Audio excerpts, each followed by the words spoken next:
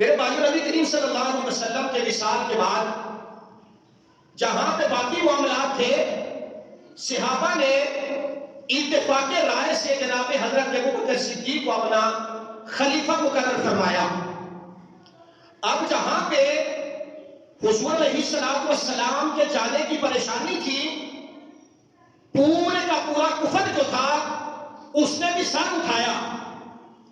یہود سمجھتے تھے کہ اب یہ دین ختم ہو گیا ہے، چونکہ محمد رسول اللہ کا معاذ اللہ وصال ہو گیا ہے، تو لہذا مدینہ پہ ہم حکمرانی کریں گے۔ ادھر عیسائی جو تھے وہ بھی اسلام پہ قبضہ کرنا چاہتے تھے، اور تیسرا جو بڑا فتنہ تھا جنگ یمامہ، مسلمہ کذاب، اس نے نبی کریم صلی اللہ علیہ وسلم کے دور کے اندر ہی اعلان نبوت کر دیا تھا۔ وہ کہنے لگا کہ اب مسلمانوں کا میں معاذ اللہ خلیفہ بنوں گا۔ صحابہ کے اندر پریشانی کا عالم تھا۔ حضرت ابوبکر صدیق رضی اللہ تعالیٰ عنہ آپ جب مسند خلافت پہ بیٹھتے ہیں تو آپ نے نبی کریم صلی اللہ علیہ وسلم کے منبر مبارک پہ جب جلوہ گر ہوئے تو جہاں سرکار بیٹھتے تھے آپ نے وہ منبر مبارک کی سیٹ چھوڑ کر جہاں سرکار کے قدم لگتے تھے اس جگہ بیٹھنا پسند فرمایا۔ یہ لمبی حدیث پاک ہے۔ وہاں بیٹھے صحابہ کو اکٹھا کیا، اکٹھا کر کے اللہ کی حمد کی، اللہ کی ثنا بیان کی، اور نبی کریم صلی اللہ علیہ وسلم پہ درود و سلام پڑھا، اور لوگوں سے بڑا مختصر خطبہ ارشاد فرمایا۔ آپ نے فرمایا، لوگوں میں نے آپ سے چند باتیں کرنی ہیں۔ مجھے مسلمانوں کا خلیفہ بنا دیا گیا ہے، اگر میں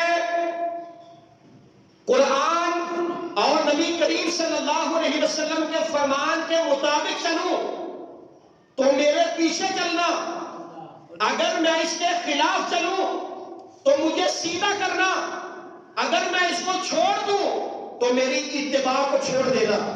یعنی میری اتباع تب تک کرنا جب تک میں دین کے اتباع میں ہوں، جب میں دین کی اتباع چھوڑ دوں تو میرے پیچھے میری اقتداء نہ کرنا۔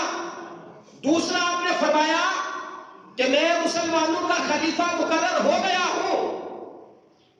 ایک میری بات یاد رکھنا، جو کمزور ہے وہ میرے لیے زیادہ طاقتور ہے، اور جو طاقتور ہے وہ میرے نزدیک کمزور ہے۔ اگر کمزور پہ جو ظلم کرے گا میں اس وقت تک چین سے نہیں بیٹھوں گا جب تک ظالم سے مظلوم کا حق واپس نہ کروا دوں۔ تیسرا آپ نے فرمایا، لوگوں جس قوم کے اندر بے حیائی عریانی عام ہو جائے وہاں اللہ کا عذاب نازل ہوتا ہے۔ آگے آپ نے فرمایا، جس قوم کے اندر جہاد ختم ہو جائے، غیر اس پہ غالب آ جاتے ہیں۔ میرے بھائیو، یہ آپ نے خطبہ ارشاد فرمایا، اور ساتھ ہی فرمایا کہ اٹھو میرے صحابہ، نماز کا وقت ہو گیا ہے، نماز ادا کرتے ہیں۔